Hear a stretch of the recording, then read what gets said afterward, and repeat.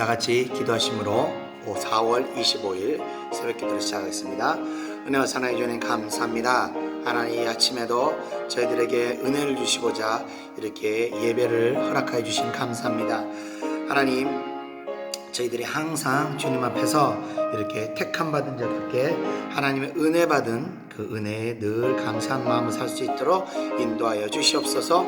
오늘 하루도 저희들 감사하는 마음으로 하루 보낼 수 있도록 역사해 주시며 모든 것 예수님 이름으로 기도드립니다. 아멘. 다 같이 찬송가 408장 통일 찬송가 466장 찬송 드리겠습니다.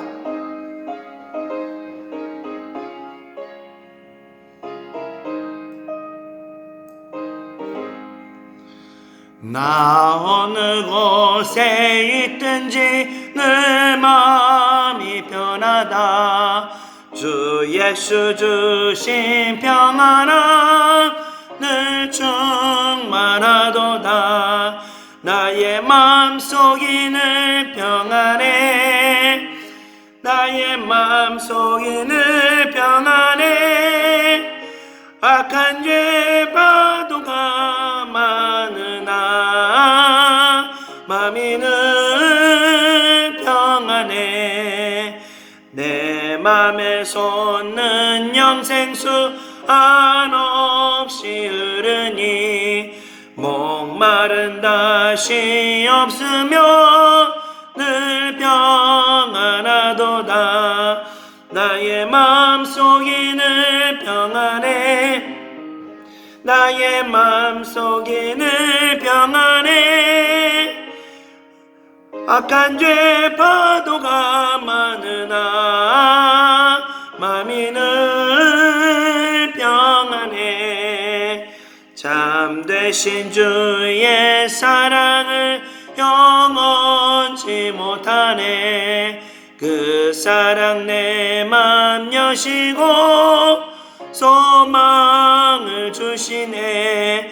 나의 맘속이 늘 평안해. 나의 맘속이 늘 평안해. 악한 죄 파도가 많으나 마음이 늘 평안해. 주 예수 온갖 고난을 왜 몸소 당했나. 주 함께 고난 받으면 멸류관 없겠네. 나의 마음속이 늘 평안해. 나의 마음속이 늘 평안해. 악한 죄 파도가 많으나 마음이 늘 평안해. 아멘. 하나님 말씀 보겠습니다. 하나님 말씀은 사도행전 13장 48절입니다. 이방인들이 듣고 기뻐하며 하나님의 말씀을 찬송하며 영생을 주시기로 작정된 자는 다 믿더라. 아멘. 자, 1년간 이제 안디옥에서 이 바나바와 함께 사역을 감당했던 사울이 이제 직무를 마치고 마가라고 불리는 요한을 데리고 함께 이제 예루살렘으로 돌아오게 됩니다. 자, 그리고 예루살렘에서 예배하며 금식할 때 성령의 음성이 임하여 그들을 불러 시키는 일을 위해 내가 따로 세우리라 하는 말씀을 드렸고, 이에 공회에서 그들을 안수하여 떠나보내게 됩니다. 이제 이방으로 떠나보내게 되는데, 이것이 바로 이제 바울의 이 선교 여행의 첫 번째 발걸음이 시작된 것입니다.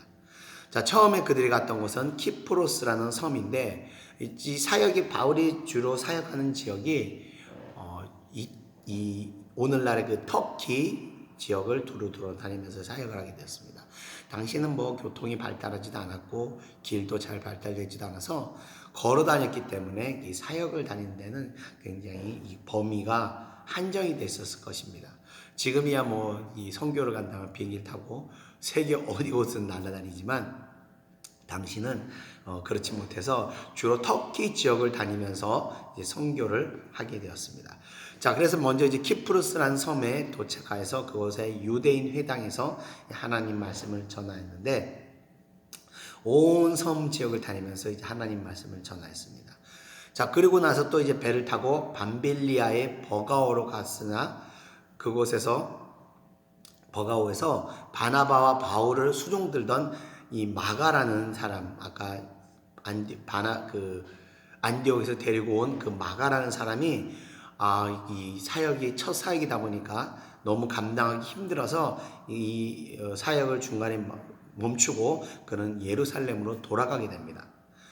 아직 미숙하던 이 마가에게는 이게 감당하기 힘든 그런 사역이었을 겁니다. 왜냐하면 계속해서 유대인들의 박해가 이어졌고, 그리고 헐벗고 굶주림의 연속이었기 때문에 그렇습니다. 자, 그래서 이 일로 인해서 이제 뒤에 나오는 15장에 가면 바나바와 바울이 갈라서게 되는 그 단초가 되는 사건이 되는 것입니다. 자, 마가가 돌아간 후에 바울과 바나바는 버가를 지나서 바시디아의 안디옥에서 이제 도착하여 그곳에서 안식일에 유대인들의 회당에서 출애굽을 할 때부터 시작해서 그 하나님 말씀을 전하게 됩니다. 자, 그 후에 이제 많은 사람들이 그들의 말씀을 듣게 되고 믿게 되면서 너무 그 감동을 받게 되어 다음 안식일에는 거의 온 성읍 사람들이 그들의 말씀, 바울과 바나바가 전하는 하나님의 말씀을 듣기 위해서 모여들게 됩니다. 자, 그 자리에서 바울과 바나바가 담대하게 말하기를, 이 복음이 먼저는 유대인들에게 전해졌으나 유대인들이 이 복음을 거부하였기 때문에 이제 이방인에게 이 복음이 향하게 되었노라고 말하게 됩니다. 이에 이방인들은 매우 기뻐하며 주님의 말씀을 찬양하였으나 유대인들의 분노를 사고 또 시기를 받게 되면서 그 유대인들의 모함으로 인해서 바울과 바나바를 박해하며 그 지역에서 쫓아나게 됩니다. 그러나 쫓겨남에도 불구하고 바나바와 바울과 이들과 함께했던 제자들은 기쁨과 성령이 충만하였다고 합니다. 하나님의 복음을 전하고 하나님의 사역을 감당하는 가운데 받게 되는 박해와 이런 어떤 멸시와 모멸감은 마음 가운데서 기쁨을 불러일으키게 되는 겁니다. 그래서 하나님의 일을 하는 가운데는 늘 하나님이 그들 마음 가운데 기쁨을 주는 겁니다. 사람이 원래 모멸감을 받거나 박해를 받게 되면 마음에 분노가 오르고 또 마음 가운데 어떤 그 슬픔이 다가오지만 하나님 일을 하는 가운데서는 하나님이 항상 기쁨을 주시기 때문에 어떠한 상황 가운데서도 기뻐할 수 있게 되는 겁니다. 자, 그리고 나서 이제 오늘 본문의 말씀과 같이 그곳 바시디아에 있는 사람들 중에 영생을 얻도록 작정된 자들은 다 믿었다는 말씀을 이루어지게 되는 겁니다. 자, 영생을 얻기로 된 작정된 자들, 영생을 얻도록 작정된 자들은 다 믿게 됐다고 말씀하셨는데, 이제 하나님께서 태초에 천지 창조를 만드실 때 이 하나님을 믿게 될 자들을 작정하셨다는 것이에요. 예정하셨다는 이야기를 하는 것입니다. 그 신학에서 이거 칼빈의 예정이라고 얘기하는 건데, 하나님께서 창세하실 때 믿게 될 사람들, 즉 구원에 이르고 그 영생을 얻을 수 있는 사람들을 정하셨고, 그들에게 때가 이를 때 이 복음이 전해지고 이 복음을 들음으로 인해서 그들이 한순간에 믿음의 사람으로 변화되는 것입니다. 자, 이 예정에 관해서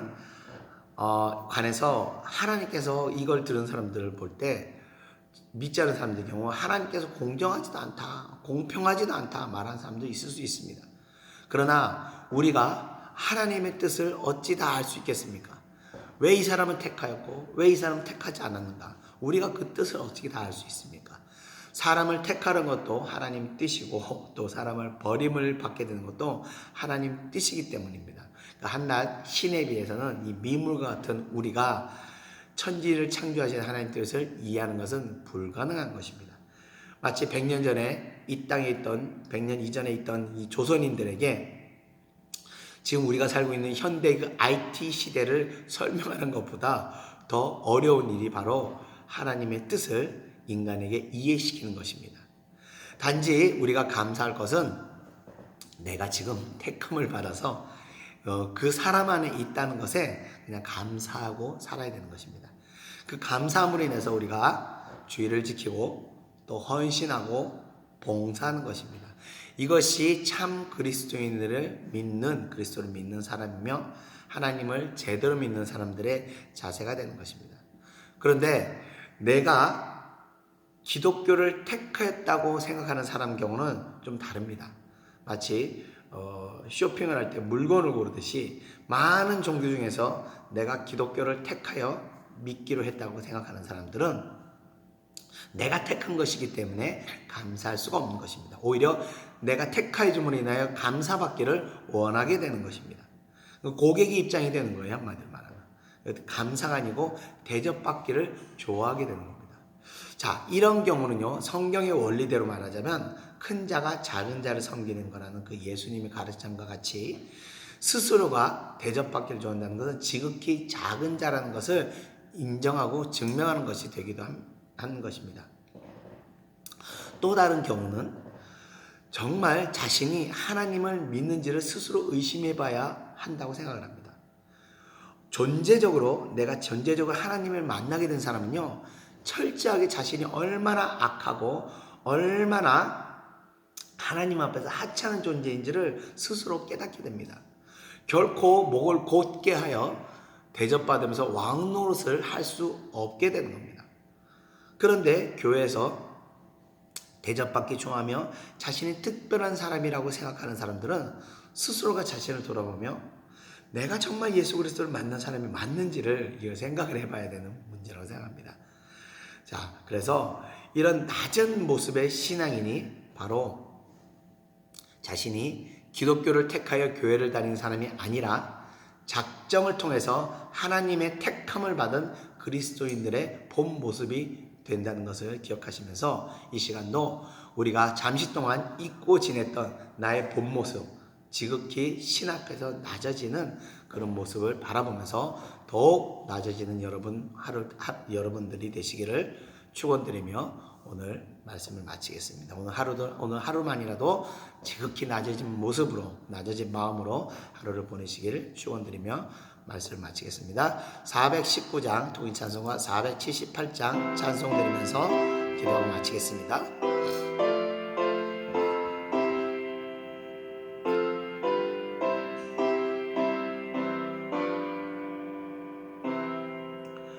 주 날개미 내가 편안히 쉬네. 밤 깊고 비바람 불어쳐도 아버지께서 날 비켜주시니 거기서 평안히 쉬리로다. 주 날개미 평안하다. 그 사랑 그늘 잔이뇨. 주 날개미 내 쉬는 영원히 거기서 살리. 주 날개미 나의 피난처 되니 거기서 쉬기를 원하노라. 세상이 나를 위로치 못하나 거기서 평화를 누리리라. 주 날개미 평안하다. 그 사랑 그늘 잔이뇨. 주 날개미 내 쉬는 영원히 거기서 살리. 주 날개미 참된 기쁨이 있네. 고달픈 세상 길 가는 동안 나 거기 숨어 돌보심을 받고 영원한 안식을 얻으리라. 주 날개미 평안하다. 그 사랑 끊을 자니뇨. 주 날개미 내 쉬는 영혼 영원히 거기서 살리. 아멘. 다 같이 기도드리겠습니다. 은혜와 사랑해 주님 감사합니다. 하나님, 정말 수많은 사람들 중에서, 수많은 또 종교 중에서 하나님, 내가 하나님을 믿을 수 있도록 하나님 나를 택하시고 예정하여 주심을 감사를 드립니다. 하나님, 이것이 내가 주님을 택하신 것이 아니고 주님께서 나를 택하심을 늘 잊지 말게 살게 하시고 그 택하여 주신 은혜에 늘 감사한 마음으로 겸손하여 낮아지는 마음으로 가지고 살아갈 수 있도록 인도하여 주시옵소서. 늘 아버지여 섬김을 받기보다 섬기기를 기뻐하는 저희들이 될 수 있도록 은혜 내려 주시옵소서. 하나님, 마음이 높아져서 목이 굳은 백성이 되지 않도록 늘 하나님 은혜 가운데 겸손한 마음 가지고 살아갈 수 있도록 인도하여 주시옵소서. 이전까지 아버지여 잠시 나의 본분을 잊고 낮아지는 마음이 아니라 높아진 마음을 가지고 있던 것 있다면 이 시간 낮아지는 마음을 갖게 하시고 겸손한 마음을 통해서 하나님 앞에 더 충성된 자들이 될 수 있도록 은혜 내려 주시옵소서. 오늘 하루도 겸손한 마음으로 하루 살아갈 수 있도록 인도하여 주시옵시며 모든 것 예수님 이름으로 기도드리옵나이다. 아멘.